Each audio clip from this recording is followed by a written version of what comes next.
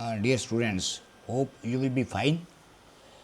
Now, in last classes, we have covered topics design of bearings, and that was the design of sliding bearings, and then next was the design of rolling contact bearings. Now, in case of contact bearings, we have covered the ball as well as roller contact bearings. Now, we will proceed for next chapter, that is the design of gears according to our syllabus. So, before starting the design procedure and the parameters which will be considered in design, so I want to recall some terms and some basic fundamentals from your chapter gears. Sorry. Now, in this case, if we recall your fundamentals of this chapter. So, in your term theory of machine, in last semesters you have covered the spur gears, what is meaning by spur gears, the classification of gears. So, in case of gear transmission, so one is the driver and second is the driven wheel. So, the number of teeth will depend, the diameter will depend upon the rotation. Main parameter is the rotation RPM. What are the advantages and disadvantages of gear drives? You have covered it. Then classification of gears according to the position of the axis of the shaft, either it is these are parallel or bevel gear or spherical gear. These are the types based upon parallel intersecting and non-intersecting and non-parallel gears. Then the next topic which you have already covered, that was the terms used in gears. If we recall, then first was pitch circle diameter, then pitch point, pitch surface, pressure angle, and then addendum circle, then all other parameters which you have covered in your last classes. I am not going to cover these all parameters now. Next important parameter which will be useful in our design, that is the PC, that is circular pitch. That is we know that is pi d by t. D is the diameter of the pitch circle and t is the number of teeth on the wheel. Then next you know this one, diametral pitch module, then clearance, total depth, working depth, then tooth thickness, then tooth space, backlash, etc. So now recall these are parameters, these are basic definitions and terms which will be helpful when we will proceed for design procedure. Now, the next important term, that was the law of gearing. You know, this was important from our mechanical design point of view.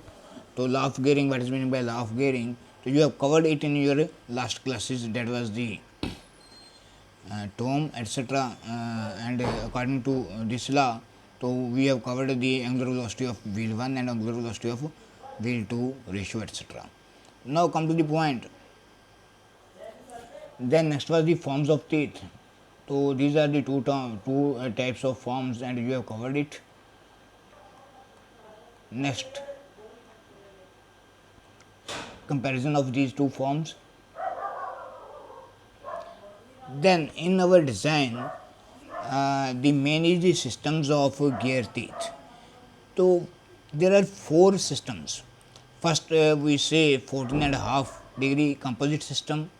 Then second is 14.5 of full depth involute, full depth involute systems. Then full depth involute system. Then 20 degree. These two are of 20 degree. These two are of 14.5 degree. So detail is given here. Now next parameter which we will consider in our design. So that is the design consideration for a gear drive. We will cover later on, but first as the important is the gear teeth should have the sufficient strength. It means we will calculate the strength of the gear teeth. So the strength of the gear teeth, this is given by Levy's equation. So in case of beam strength of a gear teeth, what is meant by the strength of the gear teeth? So this is well explained by Levy's, and here we are going to cover it in Levy's equation.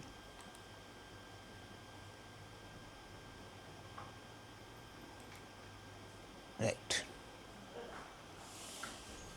So now, if we analyze, then this is the one tooth of the tooth profile, and this is the one tooth of the gear. Now, this is taken as the width, or we simply say B, taken by B, width of the teeth. Now, in this case, according to the Levy's person known as Levy's, he considered that this beam, and that is the cantilever. He is showing here the cantilever beam. So if we assume it as a cantilever beam,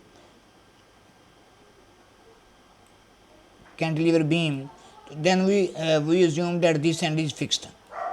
This end is fixed, and if this end is fixed, then there is a load which is Wn. So there the Wn will be the normal load. So normal load is acting on this tooth. Now in this case, basically when we analyze the contact of the driving wheel as well as driven wheel, so the driving wheel will transfer the force, the load from this point to the driven wheel.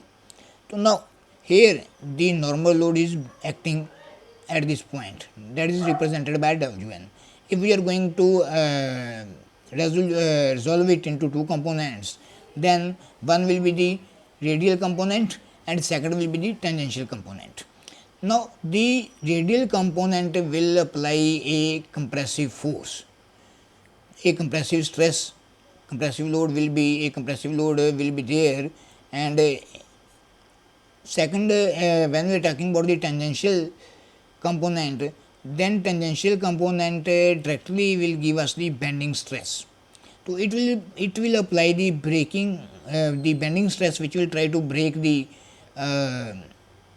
tooth here, but the compressive force comparatively is less as compared to the tangential force. So we ignore this parameter. We generally ignore Wr. So in design, we generally consider the tangential load, the tangential component, which is the main cause to break the tooth from this section BC. So this BC section, basically this is considered under maximum stress, and we generally say this is the critical section, due to the tangential load it will break here. Now this definition is taken, this distance is taken as h, this is b. Now if we analyze, we consider it as a cantilever, then according to the Levy's equation, so here this sigma W, which is the permissible working stress, so this sigma W will be equal to mv by I. Now this is from the bending equation we have considered here. To sigma we have considered already in your SOM.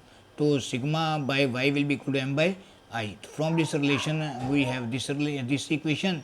So m is equal to maximum bending moment at the critical section BC. So maximum bending stress at the critical position BC will be equal to Wt load into distance h. So Wt into h will be the maximum bending. So he is mentioning here Wt BC is equal to Wt into h, this parameter. This is the maximum bending. Now Wt is tangential load, h is the length of the tooth. Y is the half the thickness of the tooth, that is at the critical section it is generally taken as t by 2. So now if we are going to consider this parameter t by 2, this distance t by 2, and then the y which here y from this point to this center, so this distance is y. So we have covered this distance, we have taken this distance as from this point to this point, so we covered it t by 2. So y is equal to t by 2. I is the moment of inertia. We know moment of inertia for a rectangular section is bt cube by 12. So generally we consider it as a rectangular section. So here b is the width of the gear face.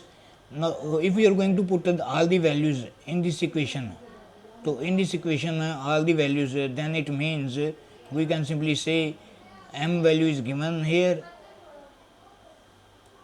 from this one, and your y is equal to t by 2 and I is equal to bt cube by 12. So when we will put these all values here, it will give us this relation. So from this empirical relation we can simply say Wt is equal to sigma W into B into T square by 6h. So here we know this is the tangential load acting at the tooth, and then this is the permissible working stress, and then this is B T square oblique 6h. These are parameters are clear from this side. Now in this expression t and h are variables depending upon the size of the tooth, that is the circular pitch or its profile. So now if we say t and h, so these two parameters t and h, so these are the variables, but these variables will depend upon the circular pitch PC. So in case of t, he is saying this is some x is some constant into PC, and h is also some constant into PC. X and k are two constants. If we are going to put the values of t and h as x into PC and k into PC in our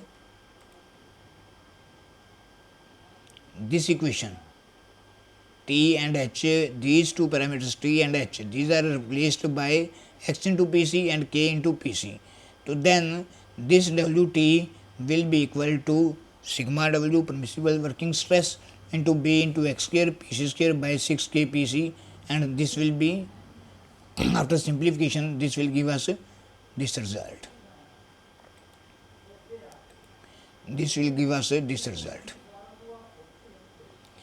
Now if we say we are going to simplify it more, then we consider x square by 6k is another constant, that is y.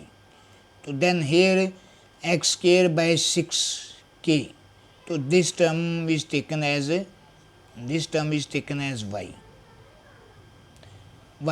So then we are going to replace it sigma W into B into PC into y, but we know PC circular pitch is equal to pi into module m. You know from the basic fundamental terms. Then the quantity y is known as Levy's form factor or tooth form factor, and Wt, which is the tangential load acting at the tooth and which will be the main cause of breaking the tooth, we can simply say the strength of the beam. Then Wt is known as beam strength of the tooth, and which is calculated by Levy's person, that is by Levy's equation, that is equal to sigma W into B into pi into module into y. Now this y factor we have covered, this y is equal to x square oblique 6k. If y is equal to x square by 6k, so in reverse direction we proceed we are going to put the value of x and k again here, x and k from this relation,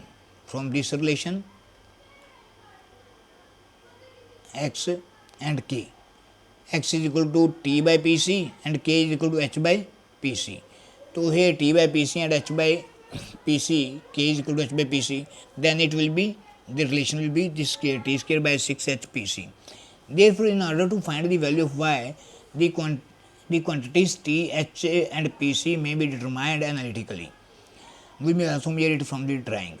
So it may be noted that if the gear is enlarged, if the size of the gear is increasing, then the distance t, h and pc will also increase according to proportionality. Then therefore the value of y will remain unchanged. Here the value of y remain unchanged. So y will remain unchanged, but the value of t, h and pc will increase.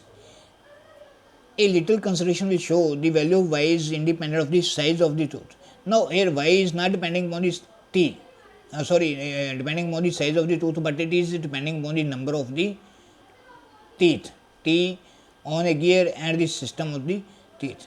Now here when we are talking about the value of y will remain unchanged, because y is the ratio between x and k. Then t, pc and h, they will increase in proportions. So basically when we will put all the values here, then the value of y will be the constant. If t will increase, h will also increase and pc will also increase. So after simplification, y will be always a same value, it will be unchanged. So he has taken the y is the constant. Here we are going to consider the y is equal to x square by 6k, because x and k was the constant. We have already considered x and k as the constants. Now it will depend upon the number of teeth t, y will depend upon the number of teeth t, and it will also depend upon the system of the teeth. So we know we have these your composite and full depth involute system, 20 degree and 20 degree, this is 14.5 degree.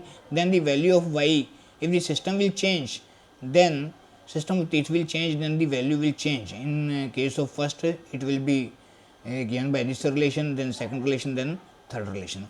So accordingly in design, we will check this system, teeth system of teeth. Then accordingly we will calculate the value of y, and we will put the value of y here. Then we will calculate the beam strength of the tooth. So basically in case of design, when we are talking about the design, then we will consider the strength of the tooth. So now here if we say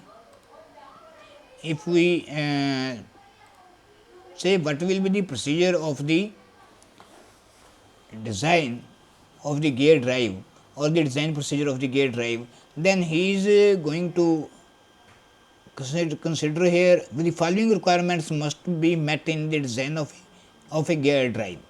So the gear teeth should have sufficient strength so that they will not fail under static loading or dynamic loading during normal running conditions. So either it is static loading, meaning there is no the gear is in stationary or at rest, and there is no any rotation of the gear, then we simply say there will be static load. And if there is a rotation of the gear, then it is the dynamic loading during normal running conditions. So in these two type of conditions, so gear teeth should be having sufficient strength, so there will be not breakage of the teeth according to the Levy's equation. So we can simply say according to the Levy's equation, we can simply say the strength of the beam will be will be calculated on the basis of your Levy's form factor or Levy's equation. Then next is what is meant by your permissible working stress. Now here we were talking about your sigma W is the permissible working stress. So what is meaning by permissible working stress for gear teeth in the Levy's equation? So the permissible working stress in the Levy's equation depends upon the material for which an allowable static stress may be determined. So it means we are going to determine the allowable static stress. So on the basis of which we can calculate the allowable static stress, so that is the permissible working stress. So here the allowable static stress is the stress at the elastic limit of the material. It is called the basic stress. In order to account for the dynamic effects which become more severe as the pitch line velocity increases, the value of sigma W is reduced. According to the Birth formula, the permissible working stress will be equal to the allowable static stress into velocity factor Cv. So the value of velocity factor are given depending upon the speed velocities of the gears. For ordinary cut gears operating at velocities up to 12.5 meter per second, the value of Cv is given by is equal to 3 by 3 plus V. And similarly, this is for the velocities up to 12.5 for carefully cut gears. So for very accurately cut and ground metallic gears operating at velocities up to, so these are 3 or 4 different classifications. So when we will design, then it will the value of Cv will depend upon these 4 parameters. For very accurately cut and ground metallic gears operating at velocity up to 20 meter per second, and for precision gears cut with high accuracy. So basically these two are for 12.5 meter per second and these two are 20 meter per seconds. Then for non-metallic gears, the Cv is equal to 0.75 by 1 by plus V into plus 0.25. So here we can simply say V will be the velocity, operating velocity. So in the above expression, V is the pitch line velocity in meter per second. Now when we are talking about the velocity, so pitch line velocity in 1 second, the pitch line, the distance covered by the pitch line in meters is known as pitch line velocity. And according to the table, it may also be given in your design data book. So then the value of allowable static stress, sigma naught, allowable static stress, sigma naught megapascal. So this is given by depending upon the material, to cast iron ordinary, cast iron medium grade, cast iron high grade, etc. So depending upon the type of the material, so we will select the allowable stress sigma naught, allowable static stress. So the allowable static stress sigma naught for steel gears, so cast steel and steel gears, is approximately 1/3 of the ultimate tensile strength, that is sigma u. So sigma u is equal, sigma naught is equal to sigma u by 3 in case of steel gears. In case of steel gears, the allowable static stress is 1/3 of ultimate tensile stress. Otherwise we will consider sigma W is equal to sigma naught into Cv from this relation, and Cv will depend upon this, and then we can calculate the strength of the beam according to Levy's equation. So now in next class we will consider 1 or 2 numericals, but before numericals we will cover 2 or 3 other important parameters which will be valuable, which will be important from the design point of view.